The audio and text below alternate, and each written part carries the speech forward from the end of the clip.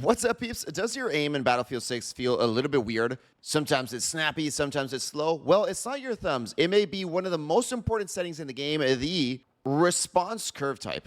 And today I'm going to be breaking down each and every one of those input curves, showing you exactly how they work in the real world. So at the end of this video, you have a better understanding of how each and every one of those work, and as well, how to choose the one that better suits your style. So with that being said, let's jump right into this video. So to find this setting, we are going to open the settings menu, go to controller, we're going to hit edit settings. The first one here, controller settings, we're going to click on this one, and it's going to be a little bit to the bottom right here where it says infantry aim input curve. We're going to explain what these ones do in just a little bit, but let's start off with the basics. The most common one right now is going to be linear and standard. You've got Battlefield 1, Battlefield 3, but all of these other ones that you see, they're just different variations from the standard one. So again, today I'm just going to be talking about linear and standard. And how does standard work? How does that aim response curve type actually work? Well, your aim response curve decides how your aim speed builds up from the moment you move the stick.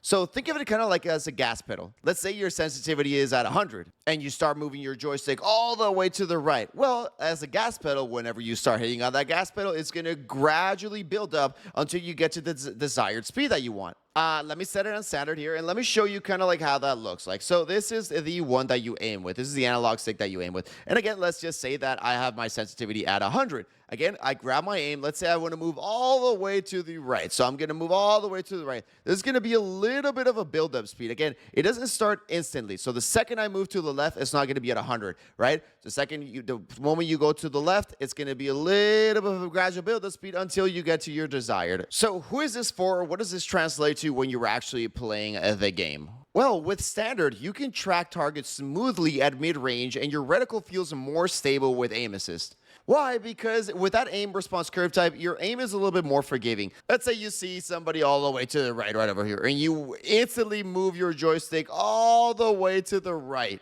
Well, since you've got a little bit of that build-up speed, you can kind of like correct, if you overextended. But if you use one-on-one aiming, you may overstep on that target. So again, standard is again maybe for the newer kind of players. You want a little bit smoother aim. You're not flicking people left and right and trying to look like a demon god. Then this is who standard would be for.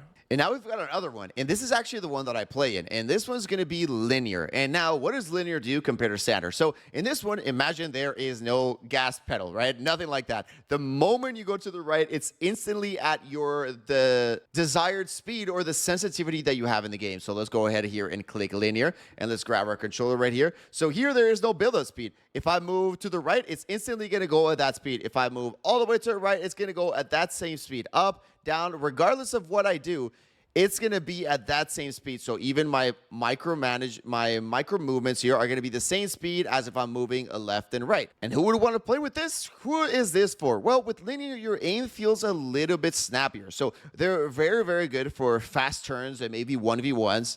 But those tiny corrections, like where you're really trying to get that nitty-gritty shot, that's when it may be a little bit harder.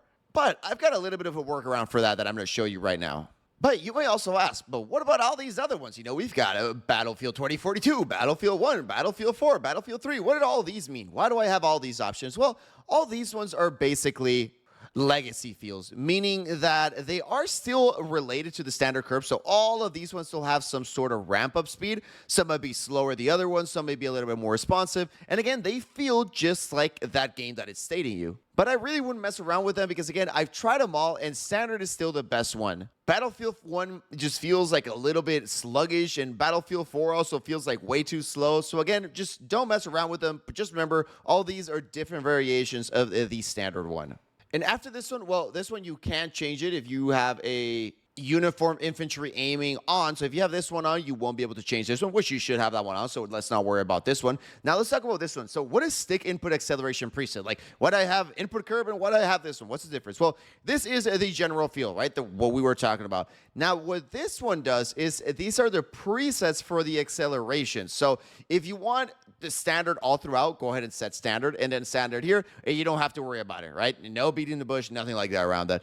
But let's say you want standard, but you want to switch the way that acceleration feels, well, this is where you could switch it. As you guys can see, the bottom also changes, the aiming and left and right acceleration. That is what this changes. And you can tweak it a little bit more, which is what I'm going to go into, but this basically changes that acceleration. So you could have standard and have really slow acceleration. So if you have this number all the way to the right, that means the higher the number, the slower it's going to build up until it reaches your desired sensitivity. The lower the number you have, the faster it's going to reach to that. And now, if you think about it this way, this also affects your sensitivity. Let's say you have sensitivity at 50, right? Let's say right here, your sensitivity is like mine. It's at 35, right? Well, if you play on standard, that sensitivity is going to feel significantly slower than if you play on linear. So that's why sometimes you have to make sure you are using the same infantry, the same input curve type. So me playing on 35 on linear, if you grab those same settings, my same sensitivity settings, and grab it, but you're like, no, you know what? I play standard. It's going to feel way slower for you. Oh my God, like this guy plays like a turtle.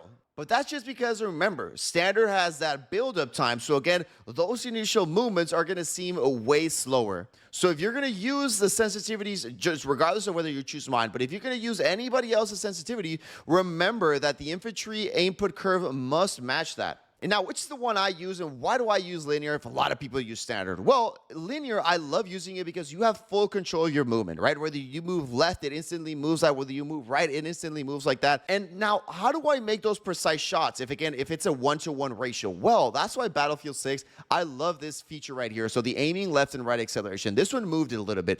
But here, you can have linear and basically turn it into standard in a way, but you choosing the acceleration that you wanted to have. So if I have linear and I have it at 0, it's going to move like I was mentioning, right? If I move right, it's instantly going to move at that speed. There's going to be no build-up speed whatsoever.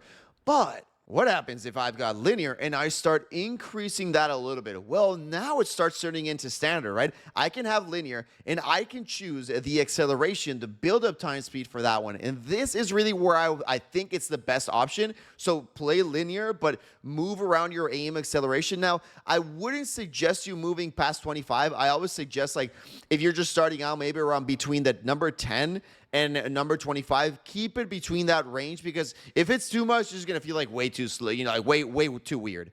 So have linear and maybe play with this number around a little bit. But also remember what I was talking about. Don't play with it like a minute and be like, nah, this is garbage, I'm just going to change this to another one. Make sure that you play a game, play 2 games, and then you get used to this. But I'm a little bit used to this, so that's why I'm going to have this one. And I had it at around 8 when I was playing. And this honestly just feels really good for me. But again, you can have it on standard and maybe customize that acceleration just a little bit as well. So, ladies and gentlemen, that was the end of the video. Remember, there is no right or wrong answer. It is just what you feel more comfortable playing, because again, it's going to be different for everybody. Let me know down below in the comments which one you prefer. Do you prefer standard or do you prefer linear? And if you have any other comments or questions, let me know down below in the comment section. I'll be happy to answer them. Peace out, everybody, and I'll see you all in the next one.